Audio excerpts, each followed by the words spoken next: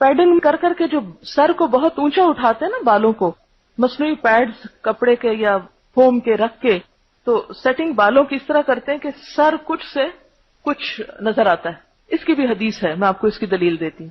نبی صلی اللہ علیہ وسلم نے فرمایا، میں حدیث کی عربی عبارت پڑھتی ہوں پھر اس کی اردو پڑھوں گی تاکہ عربی عبارت بھی کبھی کبھی آپ بولا کریں، کیونکہ میں جب یہ حدیث کوٹ کرتی ہوں تو عربی عبارت بولتی ہوں، لوگوں کو پھر اس سے یقین زیادہ آتا ہے کہ ہم اپنے پاس سے مسئلے نہیں گھڑ کے سنا رہے. صنفان من اہل النار لم ارہما قوم معہم سیات کاذناب البقر، ایسے لوگ کہ جن کے ساتھ گائے کی دم کی طرح کوڑے ہوں گے، وہ لوگوں پہ برسائیں گے. یہ مردوں کے بارے میں ظالم حکمران. یضربون بها الناس، یعنی دو گروہ ہیں، ایک مردوں کا گروہ ہے اور ایک عورتوں کا.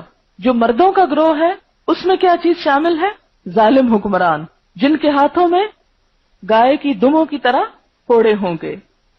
اب دوسرا حصہ جو اصل میں ہمارے سے متعلق ہے، وَنِسَاءٌ کاسیات عاریات ممیلات مائلات رؤوسہن کأسنمۃ البخت المائلہ لا يدخلن الجنۃ ولا يجدن ریحها وان ریحها لیوجد من مسیرۃ کذا وکذا.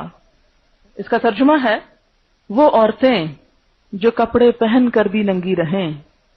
کاسیاتن کسوہ کہتے ہیں نا کپڑے کو، پیچھے آپ پڑھ چکے قرآن میں، کسوتہن.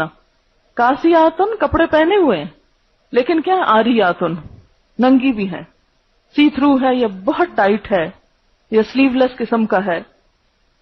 وہ اپنی طرف مردوں کو مائل کریں گی. ممیلاتن، ایسے کپڑے کیوں پہن رکھے کہ اپنی طرف مردوں کو مائل کرنے کے لیے. ظاہر ہے کہ اس قسم کا ڈریس جو عورتوں کو بھی اٹریکٹ کرے وہ مردوں پہ کیا بن کے گزرتا ہوگا. ہاں، ممیلاتن مائلاتن، خود بھی مردوں کی طرف مائل ہونے والی ہیں. ظاہر ہے کہ جس عورت کے اپنے اندر خرابی خود مائل ہوتی ہے وہی چاہتی ہے کہ پھر اس کی طرف بھی کوئی مائل ہو. یہ دو طرفہ معاملہ ہے نا، ایک طرفہ تو نہیں ہو سکتا. اور جس وجہ سے یہ حدیث میں نے کوٹ کی جو جوڑے کے ریفرنس میں یہ بالوں کو اونچا اٹھانے کے بارے میں ہے، فرمایا ان کے سر اونٹ کے جھکتے ہوئے کوہان کی طرح ہوں گے. رؤوسہن کأسنمۃ البخت المائلہ. اونٹ کا کوہان دیکھا کسی نے؟ کوہان کا پتہ؟ وہ جو بیچ میں ابری ہوئی جگہ ہوتی اور جب وہ چلتا ہے تو اس کی ابھرا ہوا حصہ ہے وہ اوپر نیچے ہوتا ہے نا. تو اسی طرح اگر سر کے بالوں کو بہت اونچا اٹھا کے بنایا جائے تو چال میں خاص طور پر وہ بہت نمایاں ہونے لگتا ہے جیسے اونٹ کا کوہان ہو.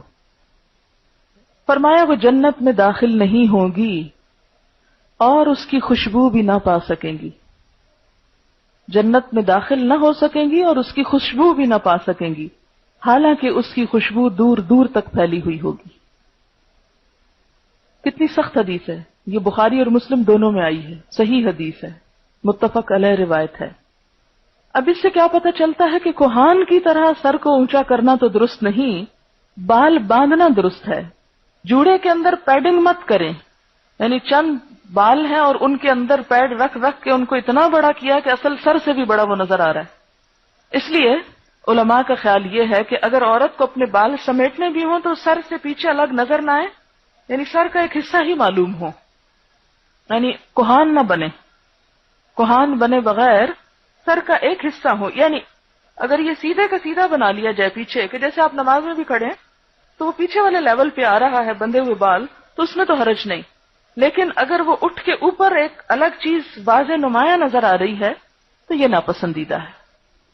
جوڑا بنایا جائے اور وہ بہت بڑا ہو جائے اور بال لمبے اور گھنے ہونے کی وجہ سے بیک وقت سائڈ سے سر کو ڈھانپ لے تو کیا یہ جائز ہے؟ ہاں، اگر اپنے ہی بال ہیں تو ٹھیک ہے، کوئی حرج نہیں.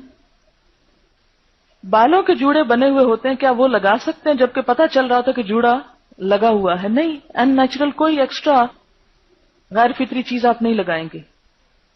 ایک ہیئر کلپ ملتا ہے جو چٹکی کی طرح ہوتا ہے، اس سے پچھلے بالوں کو ٹرن کر کے لگاتے ہیں جس سے بالوں کی ٹپس سر کے لیول پہ آ جاتی ہے. اس کے بارے میں کوئی حرج نہیں، ٹھیک ہے، وہ پتہ چل رہا ہے کہ کلپ لگا ہوا ہے. میں اپنے ہی بالوں کو اس طرح بنا لیتی ہوں کہ یوں لگتا ہے کہ فارم لگایا ہوا لیکن لگایا نہیں ہوتا، یہ میرے اپنے ہی بال ہوتے ہیں. کیا یہ غلط ہے؟ نہیں، یہ غلط نہیں ہے. اپنے ہی بالوں کو اگر آپ سجا لیتی ہیں تو کوئی حرج نہیں.